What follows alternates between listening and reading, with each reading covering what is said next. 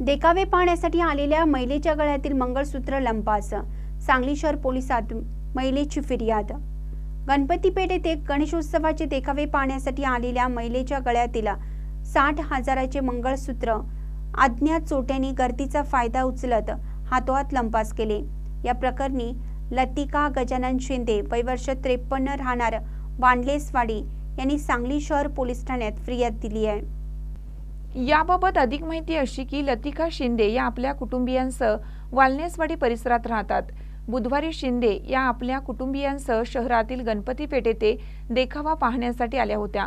5वा दिवस असल्याने विसर्जन मिरवणूक पाहण्यासाठी या ठिकाणी गर्दी होते.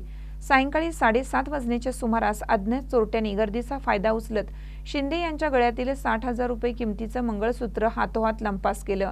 शिंदे यांना काही वेळात गळ्यात मंगळसूत्र नसल्याचं दिसलं. यावेळी त्यांनी शोधाशोध केली असता ते कोठे मिळालं नाही.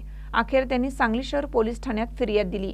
त्यांच्या फिर्यादीवरून पोलिसांनी अज्ञात चोरट्याविरोधात गुन्हा दाखल केलाय. महानकर न्यूजसाठी आदी माने, मिरज. ताज्या बातम्यांसाठी महानकरेला सबस्क्राईब करा आणि बेल आयकॉनला क्लिक करा.